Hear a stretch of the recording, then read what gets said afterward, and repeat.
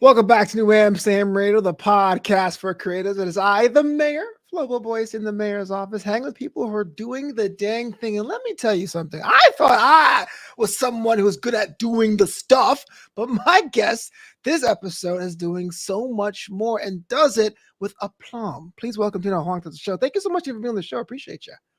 Thank you, for having me here. And it's just like I'm a pleasure. And I love, by the way, I love your energy. It's like it's contagious. Now, like I want to match it, and I already like naturally like I'm wanting to like match your energy because it feels so good. I, So I I appreciate that. No, because I was looking at yeah. what you're doing. I was like, oh, I have to get set my game up. I'm not doing anything in my life. Well, let's talk about this. 2024. We're kind of in past over a pandemic. I'm not really sure. But as the last couple of years have evolved, how do you think you've changed as a creative, as this person who creates throughout these past couple of years? Well, I mean, I think I started with my podcast and stuff like that. Yeah, I think everything. like even like during COVID, I started my first 9 to 5 job during COVID, and what's that? And it's kind of like I It was couldn't a even what? say it. What I say? I was like, What job was it? Could I ask? Was it like it something was it was related? just like a standard staff admin. Like it wasn't necessarily like a shitty job that people treated me badly.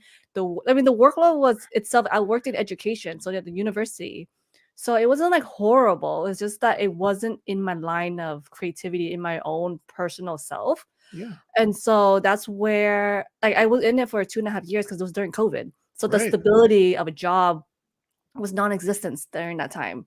And so I had to stay in there. I had to make ends meet. And then even during that time, I was still trying to do things that I love, but it was hard. I had to leave the job really Right. because I left because I had a panic attack, and that's how I knew it's like, okay, it's time. Like it's Sure. time to leave. And so right after that, thankfully, like I love working with animals. So I was like a pet sitter, right? So I was doing that, but already even before that, like I wanted to do speaking. But Hmm. speaking contains of traveling a lot, and I had like 3 animals, 2 cats and a dog. So I was like, okay, do I want to leave my babies at home all the time? And I didn't want to do that. And so over time, I realized that I wanted to start my podcast because it's also a form of speaking. You're Hmm. at home, spending time with your family, you're spending time with my babies.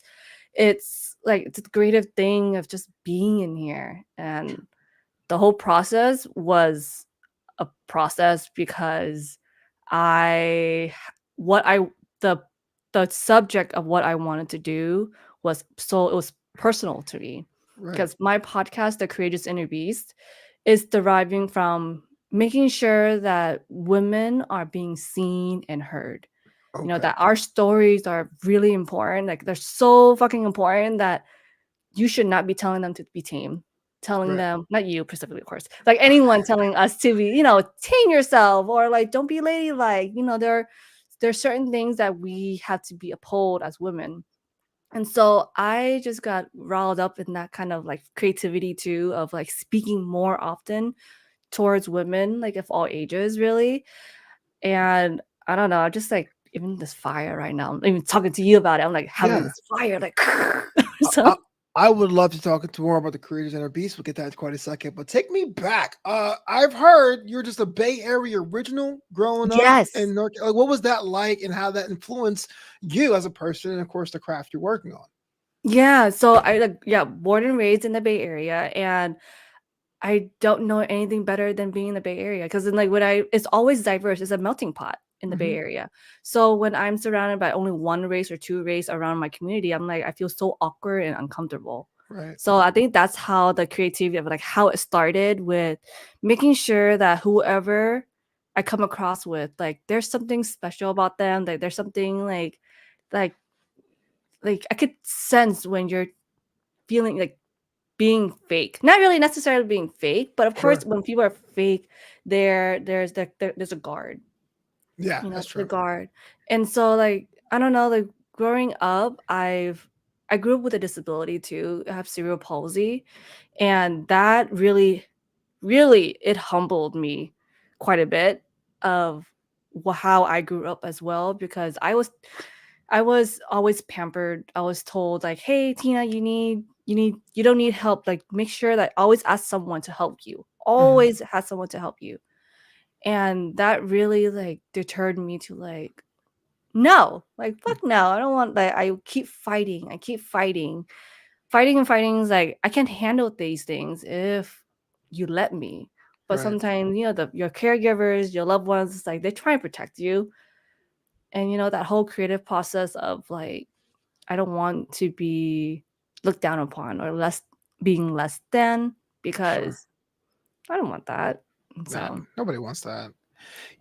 I will say, as someone who is, I hate using the term, but able-bodied. That sounds like so superior, but like yeah. it's always kind of hard. And I know it's kind of like a prison of the mind situation of like how much help do you offer? You know what I mean? You understand everyone wants to do their own thing, give them a chance, but you also want to be an assist and make sure everyone's easier time. But you also don't want to be patronizing either. I Mhm. mean, is there a thing where like a good custom that we should have in the back of our head to help us determine a situation, or just kind of like everyone's different? Like, how can we best help? I think for us it's just like ask instead of making the assumption. Sure. Make the assumption that we always need help. Ask if we do need help because we have a voice.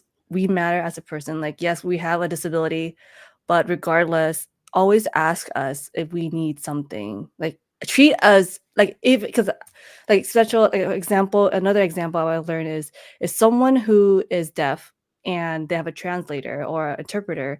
Look at the person, not the interpreter. Look at the actual person who has it, because they matter too. So Hmm. it's kind of like that too, is don't disregard people who are disabled, because we're like there's a one off about us. We're still human. We still Yeah. matter. We still are important.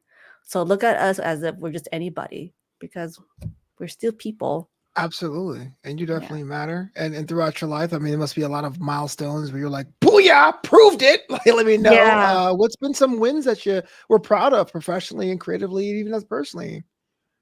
In regards of like with my disability, really. Just, yeah, you're coming through and saying, hey, look, man, I understand what people think of me, but look, I've achieved. I didn't really need the help you think I needed, you know? Yeah. Well, I mean, it's kind of more of like a mental battle for me in regards of like the growth of it, really, because I think already as a young child, I always been stubborn. Like with my caregivers, they always wanted to be like, here, let me do this, let me do that. I was like, no, no, no, no. And I was like, the stubbornness in me, the stubborn, like literally the stubborn in me was like, no, let me do my thing. No, I will pick up the luggages because I can carry and put it in the car, or I can walk this many miles because I want to walk this many miles, or like if I want to hold a bowl a certain way, like I can't even hold a bowl. I have to put it here, like in this Uh-huh. corner of Yeah. like my arm, or like just it's the creative process of it. Like now, I think growing up, was told, well, not told, but I grew up mainstream. I was told everyone was around me. They didn't treat me as a disabled Tina.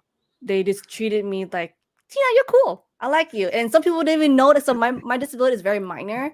So sometimes some of the friends that I met, they didn't even realize I had a disability until I told them. And I'm like, oh, okay. Yeah. And that whole process of, but I'm still in this state of mind right now in regards like professionally, is that my I don't know where I fit in, like, because I have a disability, but it's not Hmm. disabled enough in my mind, enough Hmm. that can I interact with people who are disabled. And then, but I'm not able body enough that there are certain tasks I can't do. And this also really like debilitated my creativity, because since I grew up with people always helping me, assuming that they always need to help me. Hmm. I it's hard for me to do the hard things. Yeah. Like for example, for example, when I was like right now I'm trying to upgrade my podcast, right? Like be better and do better and do like certain things for it. But it's like telling me no, it's so much hard work. Let someone else do it. My brain was telling me that because I Right. can't do it. And that is like pushing down my creativity of what I could really do to grow my podcast Sure. and to really even grow personally too, because there are certain things you just have to tackle, like inner child work.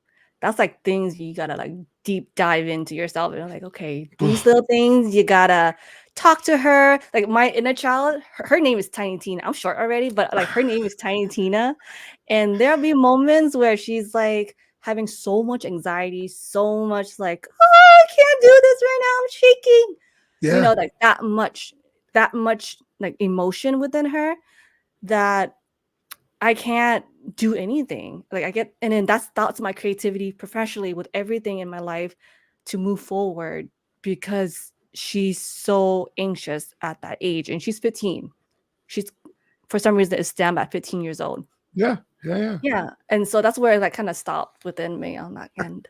I'm sorry, but Tiny Tina sounds like she drops dope bars in the booth. You know what I'm saying? Like, I would love to buy that Yeah. album, bro. Like, in all seriousness, the inner child is very important. It makes me uncomfortable. I've done that like mirror work and stuff for like stand-up comedy drills. So I won't say a formal therapy environment, but definitely was in a group therapy environment, and it can be very difficult being like, yeah, I'm going to forgive myself. You know? Oh, I know. Or like you try to avoid. I was like, oh shit, like they're coming, like their Yeah. feelings, like you trying to like there's certain problems or whatnot. You're like, I don't want to go there. Let's all avoid at all costs. Yeah, I'm all So about that.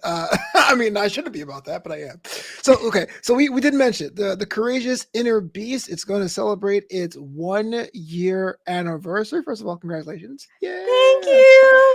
Uh, so you did the launch about a year ago. Before we get to how that started, but what was the evolution like over the months? How has it changed of the past year or so? I know how to vet better. Like I don't in regards of like having women come on, like I don't accept any women. I mean, every story, every single story is important and valid. Mhm. But then for me to know how I knew then and now is performative talk, performing your story versus really, really close to your heart, telling your story that I could be provoked by your emotions. And that's what's important, at least on my podcast. And that's how I knew then and now. Back then, I just said yes to every woman that wanted to be on my podcast. Every single woman.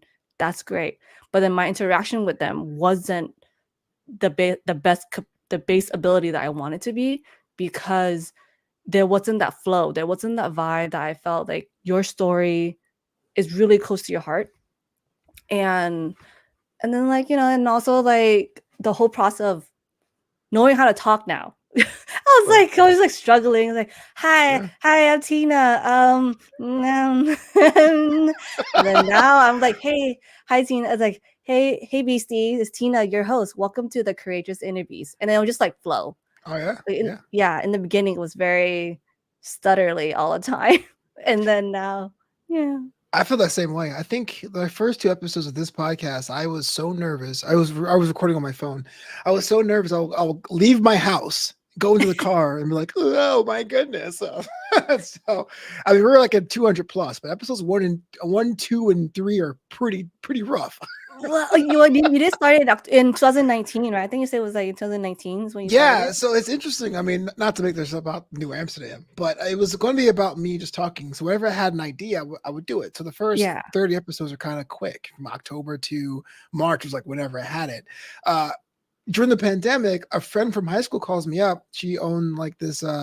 Do you know what a yoni box is? Because I had to learn what that was. No, I don't know who that is.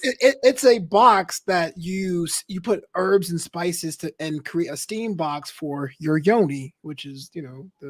I don't know what the hell is a yoni, Oh, but it's that a sounds. fancy way of saying vagina. So like you just squat over Oh. the box, but I didn't know what it was because I don't got one, right? Yeah. So she goes, "I'm going to be on your show next week." I'm like, "I don't have guests." She goes, "Tough. I'm on your show next week." So I had to learn how to do my show with a guest, and that became a thing. I go, "Oh, look, it's a pandemic. I don't got a job. I'm going to do a show weekly, rain or shine." That's why I'm up to 200 now, and I know what yoni boxes are, so it all works out. So that's something new for me to know now. What a yoni box is. Apparently, it's like one of those ancient things that are bringing back. Okay, not the point. Not the point. Let's talk about. I'm sorry. I'm so sorry. Let's talk about how you decided to start it. I know everyone has an idea for a podcast, but what made you go, no, it's an idea, but I'm actually going to record it. I'm actually going to do it.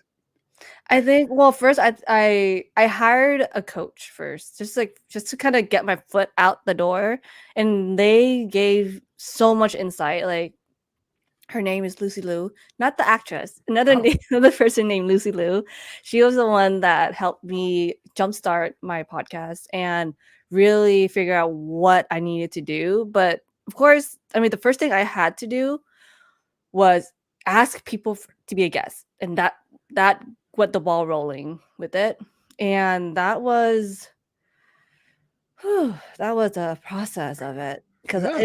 it went so fast because I would put it on Facebook. I put the post out on Facebook that I'm looking for guests, women specifically, and like 20, 50 women come on. I was like, yeah, I want to share my story. And they show up my story, and I'm like, wow, okay, overwhelmed. I don't know what to do right now. And it's been a process and I love it. It's just hearing, I think what's what I love about the stories is like, wow, I learned so much about the stories. And then also on top of that too, I could see it from their side that they're feeling calmer, feeling like they're healing from sharing their stories. And it's just like stories that they haven't told anyone, because that's what I want, like to create that space to like fucking share that story with me. Like I really Yeah. want to know. Like I want to give that space for you. And so yeah. Yeah. And so when you did it, was it like an instant hit for you? Even though you said you were nervous, like no, I keep going. Was there times you're like, okay, I'm not really sure if this is it, or hey, no one got back to me this week, I quit. Like, was there ever moments of doubt? Oh hell yeah. Even now. I still have my moments of doubt right now. Like I think it's like the growth. Like I think regarding of like people who wants to be on my show, it's like it's great. It's amazing. But I think just like the visibility of people knowing my podcast, I don't know if I'm giving enough value. And that's like some of the doubts I have is Mhm. even though I'm sharing these stories for people to feel inspired and something that they can resonate with, does it bring value to them? Yeah. And I'm not very good with social media, so that's also kind of like shit on me too. Yeah, no one's good at it. I feel like it has changed the rules every week or every month. New Yeah. algorithms come out, new tools come Yes. out. You're just always behind the ball. But I'm not being bitter. So let's talk about like how you make sure everything gets done in a day. I mean, whether it is the podcast, your personal errands and things, responsibilities, your dream projects, paying the bills. Like, what helps you navigate?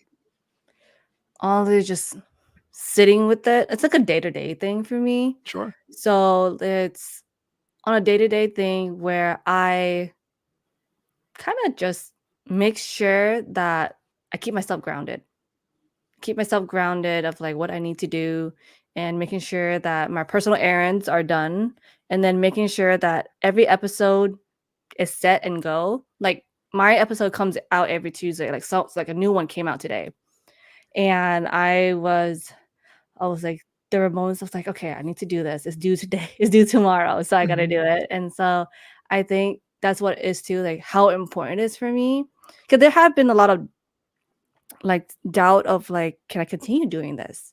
And that's like throughout the day too, of like thinking, how can I do this on top of my podcast, in my personal life? Sure. Because for me, my podcast is not monetized right now. It's not generating any revenue. And then that's where it's like, okay, I'm putting this on my plate. I got my personal errands, my bills, my animals, my partner, my life, my social life. Like, how can I create this that will make it feel good? But I don't know. I'm still, doing my best because I was like, Sure. fuck this. I'm just gonna keep doing it because I Right. love I love talking to people. That's the one thing that's keeping me going Right. is sharing, talking to these women, talking to be on other podcasts too, and sharing stories and just not and socializing with everyone. That's what keeps me going with what I'm doing and why I love it so much. And Do yeah. you still have I won't say dreams, but is there still a desire to do public speaking as well, or are you just Oh focused on yeah. the podcast right Heck now? yeah, I'll do. Like I Yeah. do. I did like I did once an in-person speaking event. It was a very small one where it's called Truth and Comedy, where Okay. three people share their stories, and right after those stories is a comedian do a little bit of it. And when I shared my story, I was like, wow, feels so invigorating. It feels so, I just have so much energy behind it. And I still do. I Yeah, definitely still do when I do public speaking. But I think right now, I still love my babies. Like, they're still my priorities. So right now, speaking in public will be just like a part-time thing versus right. like a full. Yeah. Well, I just say that because I struggled with that for a long time with this show, New Amsterdam Radio. I went from being non-monetized to monetized for a couple of years, and now I still generate revenue, but like not enough to retire off of it. And I was like, well, once you see the dip, I think not making any money is hard, yes, but making money and then not making money is like, what the Wait, how did you not make money and then make money and then not make money so, anymore? like most people, there's so many podcasts out there, right? So there's about Yeah. 400,000 podcasts in North America alone. It's hard to stick out. It's just, unless you're famous or have a Yeah. unique concept, like we're going to sit down with aliens and talk with them. No Yeah. one's going to do it. But over the pandemic, because I did other things, I was out of work comedian. I also did professional wrestling, commentary. Ooh. My fans came from that, and so I had enough viewers that basically got monetized. And I think I don't know what the exact answer is because again, algorithms. I think people just went back to work and did their own thing, and so the numbers dipped a Mm. bit. And with less listeners, there's just less thing. Doesn't matter because I think the shows are getting better, but there's less there. The reason why I'm mentioning all that is that because the podcast is ongoing, I've been afforded opportunities to speak or to interview people for pay to be flown out for things because it's a loss leading product of your brand. Yeah, Yeah. okay, the podcast doesn't make any money, but hey, Tina's here every Tuesday. Maybe she might talk about my panel or whatever. That'd be a good way to monetize the podcast in a back way. Yeah. Okay. Yeah. So don't Okay. give up, is what I'm saying. The whole point is don't Yeah, give up. we should not give up. Like, yeah, that's why I Yeah. keep going. Like, Yeah, no, it really helped me out. I think I got a couple of celebrity interviews, not to brag, but because they're like, "What's your outlet?" I go, "Oh, look, this outlet had a new episode drop 3 days ago." See, New Amsterdam Radio. Yes, I'll talk to Adrian Pilecki, no problem. Okay, so as we roll into the middle of 2024, do you have any goals for yourself, for the brand, for the podcast, or is it kind of like you set things out at the beginning of the year and let it play out? What's that look like? Right now I'm trying to monetize it, have it more visibility, at least for the Hmm. podcast. And like that's professionally, that's what I want to do. Personally, I just want to tackle. I mean, it is tied with the podcast because of like the low self-esteem and stuff like that. So Sure. I just want to tackle that. It's just like, Tina, you know what? You're doing amazing. Hell And yeah. this podcast is like amazing. You're giving space for these women and then you're giving space to yourself. Because I'm also with the 1 year coming up, I'm also it's also kind of a small promotion, is that I will be sharing my own stories, my courageous stories, that little bits of my life that I don't really tell a lot of people. And now it will be shared, it will be in the light now Mhm. once my 1 year comes in and you hear little bits of my story, of little things that I'm so scared of to share, but I Yeah. want to share it anyways. I want to fucking share it and Yeah. let people know. Absolutely. So like a special episode kind of a deal or Oh no, it's a series. It's like it's an ongoing thing. Like I'll share like bits of stories of my life, like 5 to 10 minutes of my story, and then every episode of yeah. it, and just give my own takeaway of what I've learned from it when I was younger until now. Whew. And yeah, just little bits of it. Like really, there are so many small stories that I don't tell. Like for example, my big story is like people pleasing, right? That's Right. what I'm comfortable with. What Right. I'm trying to do for my podcast with my solo episodes is put little ones that people don't know, and it's like, oh, that is hard, and then that's what I want to share. Absolutely. I was actually reading your bio here and it says that you're a recovering people pleaser. And I was like, should I ask Yeah. about that? Did Oh, she go to rehab? Like what happened? oh yeah, if I did, I should. There should be what do you call instead of AA, Yeah. yeah, People how does pleasing that? anonymous. Yeah, Is everyone comfortable? Please tell me if you're comfortable or not. Yeah. yes, a PPA. I was kind Yeah.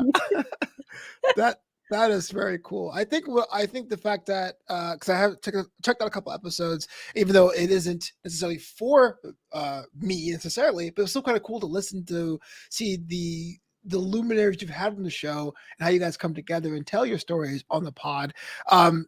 Is confidence something that you can learn? Are you born with it? Is there a way to craft it? Was a question I want to ask you. Is going through your guests as well. It seems that some people had it, some people had to go find it. It seems to be a little bit of both.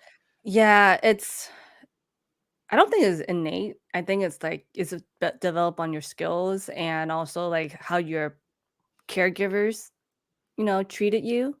Because they gave you a lot of affirmations, they knew how to take care of you, then your confidence will be built from that.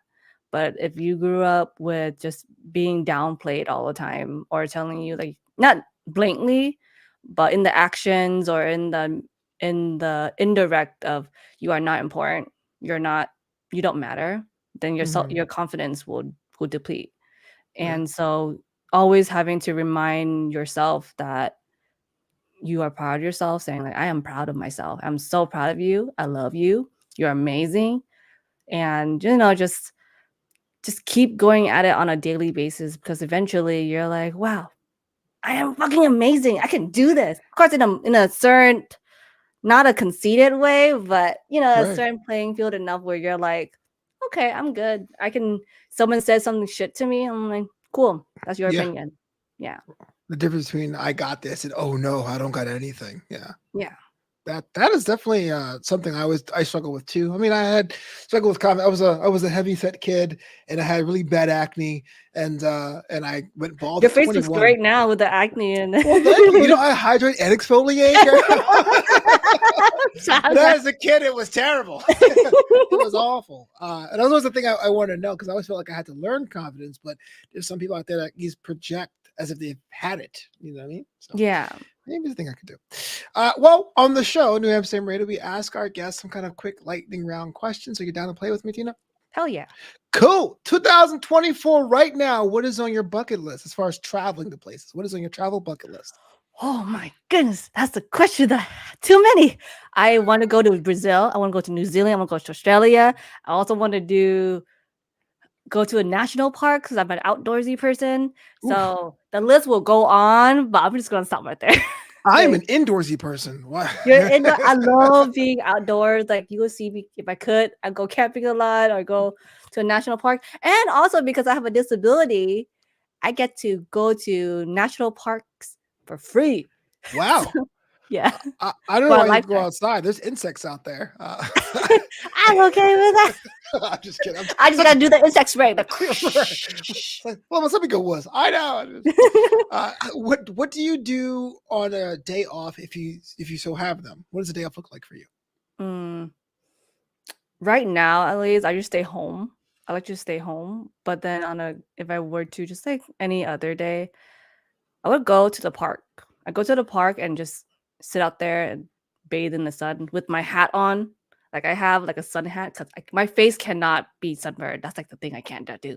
Right. Yeah, but I got there to a park, read a book, bathe, play, or Wow.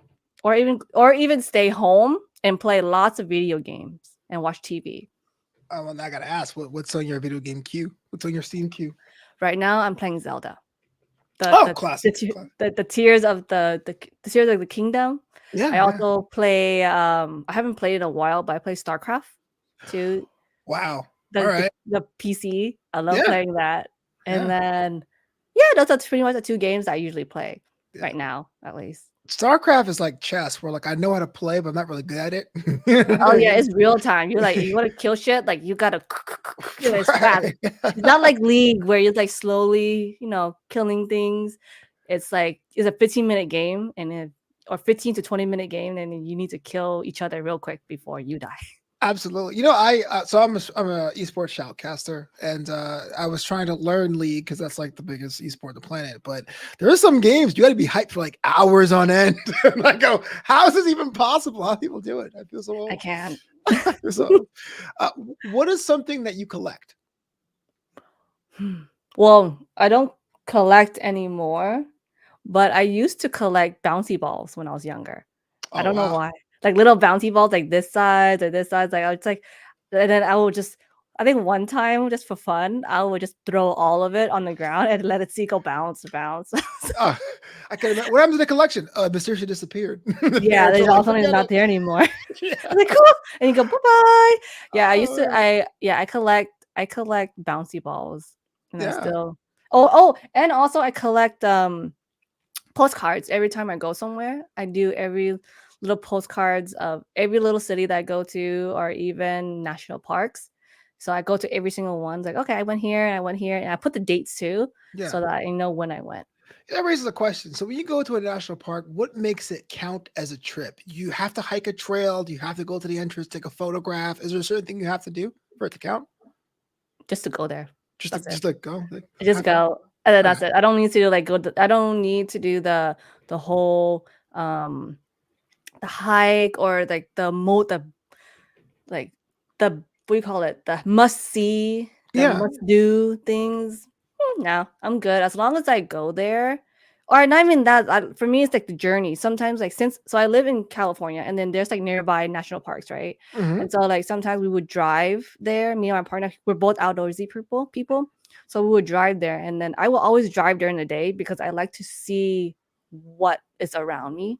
He Sure. doesn't mind. He just sleeps. So like I like, Ah, like it's fine. For me, I like to see the journey matters for me when I drive to a national park or wherever I go.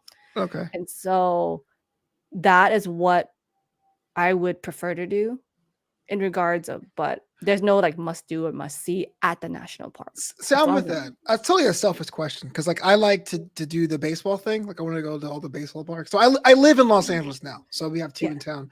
And so there's a big debate online on Facebook groups of what counts. If you don't go there at a certain time and have a hot dog, it doesn't count. If you Really? don't go in a game, it doesn't count. And for me, it is a journey. Like, I like to see how every American city deals with their team. So if I come there and they're out of town and I do a baseball park tour when there's no game, I still count that, even though some people don't. So I was kind of curious with you. Oh, I never thought of it that way. I never Yeah. thought like the mindset of that, because yeah, I never thought of it. I never thought like you have to do these things, or at least with certain mindsets, like you have to Mhm. do these things for it to be counted as you went there. Absolutely. I'll give you a perfect example. I had a road trip up to Oracle Park, which is in San Francisco, to watch Yeah. the Giants play. Fantastic, my favorite all in baseball so far. But there was a line outside of the fan shop, and I was like, oh, why? It's a fan shop line. I walked in there, and there's a certain subset of baseball ballpark chasers, they call them, that are called stampeders. And you can get a passport stamp from every ballpark you visit into a little leather book.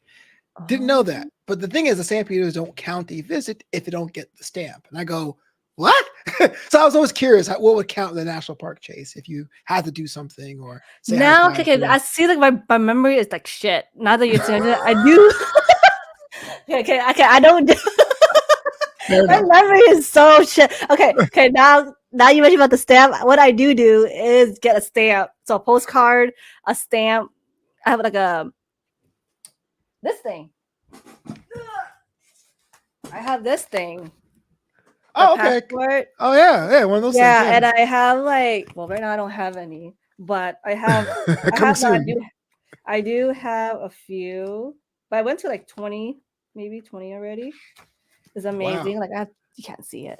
I mean, But I have, still a cool idea. Oh, a couple multiple times. Okay. yeah, or like, and I went another one. Can't see it. There you Yeah, go. there it You is. know, so this is what I do. Okay, so The so you, must you do. do something. Okay, so it counts. Yeah. Yeah. So- Well, yeah, it counts, and also just for me to like know I went there.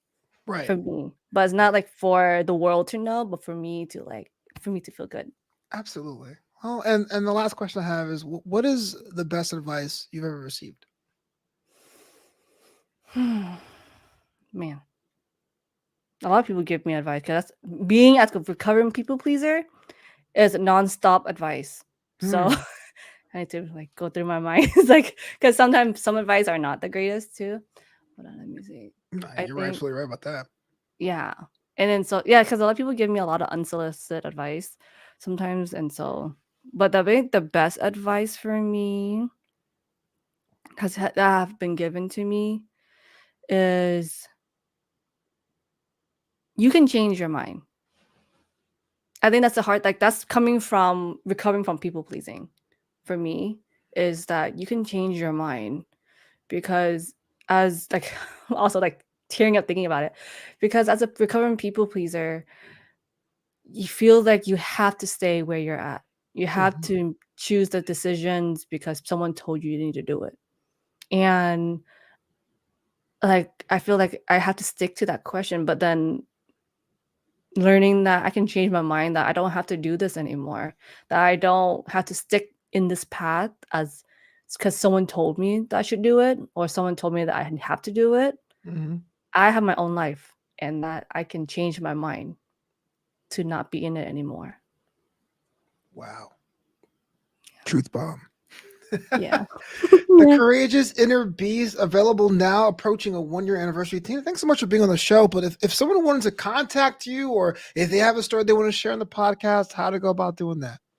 Yes. So you can also reach out to me on Instagram, my email, pretty much, and then my website too. It's all of it. It's the same as my handle. It's Tina O Hoang, Hoang. You can reach out to me in either platforms. And yeah, let's get to it. Let's chat and see where it goes from there. Well, thanks so much for being on the show. Appreciate you. Thank you. Thank you for having me.